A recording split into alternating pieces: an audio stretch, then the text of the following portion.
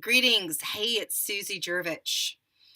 I am beginning to share more of some of my stories and travels with my Akashic readings that I do. And I have created some case studies, basically just making notes about some of the readings I've done for others. And I had the good fortune to work out of a friend of mine's office back in Houston to do my readings, and it was really quite wonderful. I had a lot of exposure to more clients in that setting. So I've been kind of called to, look at sharing some of these stories. I've had people um, where I'm at now, I'm in the Arizona area for now, and I've already had some opportunities to do some readings here. And it feels really good for me to get back in that energy of assisting others with things that are coming up in their present life with some concerns or some belief systems that they're holding on to or holding on to a certain kind of consciousness that no longer resonates for them. So, what we find through working with the Akashic Records is that we'll find that oftentimes when I'm called to help somebody, is we're looking at that moment of effect. Something is showing up in their life, and it could be a pattern that's been there for a long time, and it could also be, I sometimes call those kind of continuous loops, that it's the same kind of experience happening with different colors, different players, different kinds of things that are showing up, and it ends up being some type of a loop. And so, with the records, what I'm finding is that when I do readings with people, and the process it kind of goes like this. So, I used to start off with the readings doing maybe 10 questions.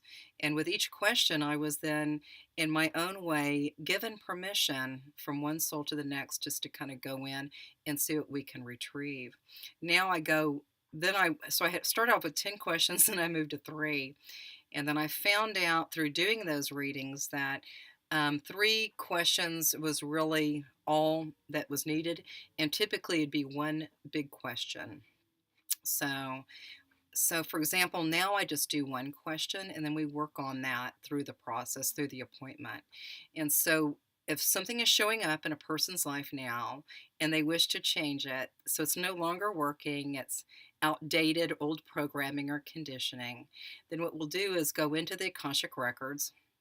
And for me, it's not a big process to go into a meditative state to go there. It happens um, quite spontaneously as a person is beginning to talk.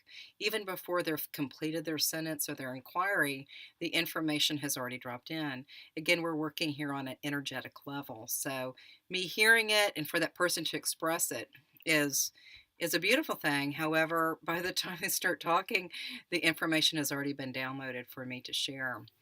And I just want to give you a little bit of a brief explanation of how it works doing these readings with people that come to me. And so, what happens for me is as soon as a download comes in, I honor the information that comes in, and then it's almost kind of like, you know, I don't need any more of the question. I already have some information. Yeah, I don't say that, but oftentimes the information comes in so quick for me. And then when I really go to that place, again, we're talking about current moment experience is dealing with the effect of some sort of conditioning. So when I go and start retrieving the records, in some cases we're going to the cause of the effect. So there's a beautiful process of discovery here. And then once the information drops into my awareness, um, sometimes my eyes will be closed. Sometimes it's not that way. So it just really kind of depends. I've really using discernment and really setting standards for my own self. What am I willing to do? Sometimes it would be just too active. So now it's become a lot more simple for me. So once it drops in and the person is complete with their question, then I'll go in and the process for me is very interesting because it's evolved over the years as I've um, done the Akashic readings. But now what I do is I simply get still and then I actually almost like time travel. I used to call it bilocate, and some people call it time travel, and either way is fine. But I'll go back to a point in a person's life, whether it's in most cases, it's not from this lifetime. So it will go back to another maybe expression of that soul, maybe a past life experience. Excuse me. How exciting. My phone's ringing. Anyway, it might be from, in most cases, it is, excuse me. In most cases, it is from a past life. And some of the lives are quite extraordinary, and some are just ordinary experiences, in a life. And so what I do is I go in and it's almost like I bilocate or time travel. So I'm in I'm right there at the moment where possibly the cause is occurring. And all I do is like reading the news, is I'm planted in a place. I don't interfere with anything from the record. I simply observe. And so some people say the Akashic Records is like a book. You go, you open it up, and it just never was like that for me. So mine is basically going back to another, in most cases, almost all, it goes back into another timeline or another past life. And it could be timelines past, present, or future. So I can go all directions.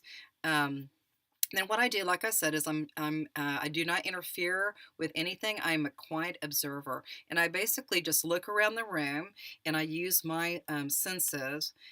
All I have. I use all of my senses to tap into what I'm observing. And then from doing that while I'm in observation mode, of course, I'm sitting with my client, is I talk about what I've seen.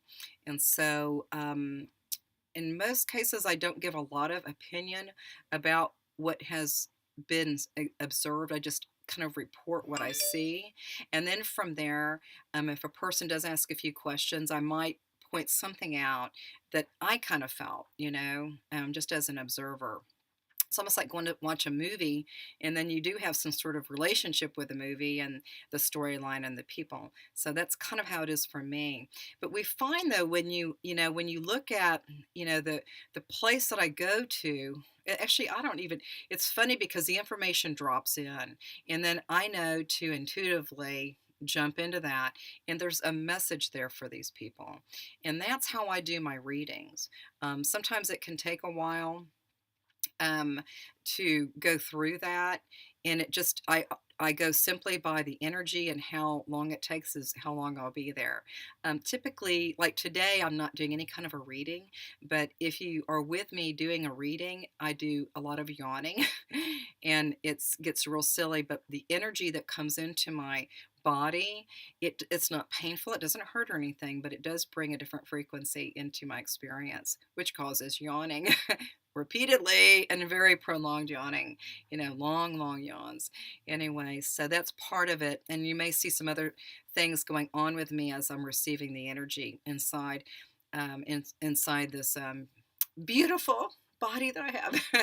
Anyway, so that's how I do my readings, and it's been pretty amazing. Sometimes I'm called to do some type of a clearing or activation based on the information, and I'll dowse or muscle test with my people I work with, and so I never know what I'm going to do until I sit with that person and see where their soul would like to go. Again, it's the question that they ask, and then I just figure out, wow, okay, I'm guided to do this, I'm guided to do that. So the clearing, quite often I do clearing of old thought beliefs or old programming, old conditioning, any loops that people may notice that they keep doing the same thing. Then, and sometimes they don't know about that you can release that.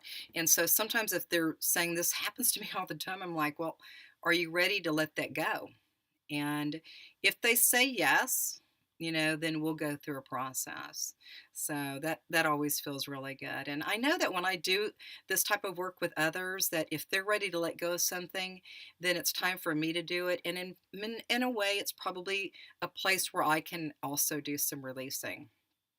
on my own level. So, when one person has an experience, we all benefit. And so that's been really beautiful. What else? And also, a yoga teacher. Sometimes when I do readings with people, I tell them, wear something comfortable because in some cases, if I do in-person appointments, then may put them in a yoga posture. Um, and it's not real strenuous, or it's not a full workout or anything, or it's not a full yoga class. But sometimes I'm called to work certain parts of the body if there's some sort of sense about the body that might respond well to a type of posture or a type of opportunity just to kind of open up, you know. So, that's possible that we'll do that. And I guess that's really about it for my message today.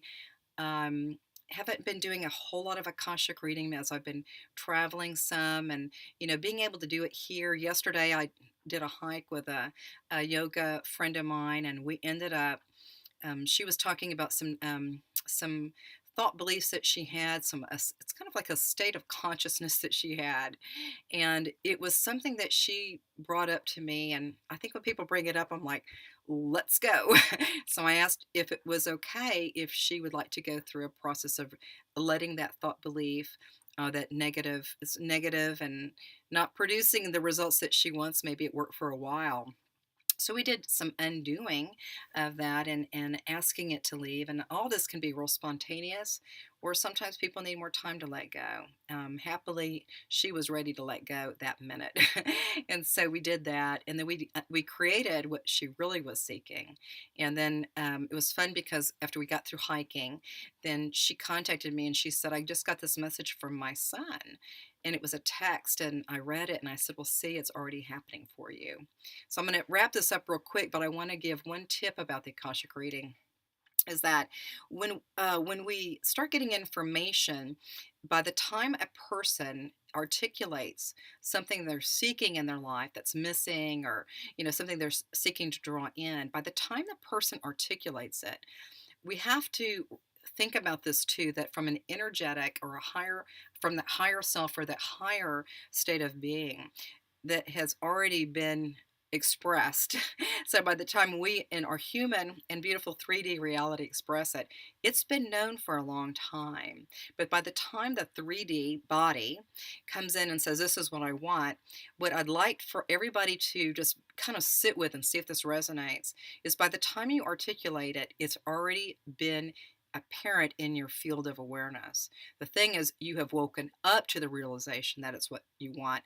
Once you have that wake up where you articulate it in this way, in 3D, then you begin to notice that it's there all over the place. And so that's my biggest tip from a lot of this is by the time you articulate it, it's been in your field for quite some time. And that makes you go, But you have to look at small things too. So it's beginning to notice every little thing to confirm that what you're wishing to bring into your life, hey, it's showing up over here, it's showing up over here. So it's like a breadcrumb. So when you start noticing one or two, then it's going to start adding up and adding up and adding up. So it's really fascinating how that works. And I've loved observing this with the people that I have had appointments with. So I want to wrap this up, let you know how much I love doing Akashic readings. I love the beautiful gifts that I was given in this lifetime. It was quite a passage coming into all of it. And I absolutely love knowing people on the most deepest level when they're willing to go through this process with me. So have a most beautiful day. And maybe we'll be doing a reading. I do a lot of my readings online now too. So anyway, have a most beautiful day.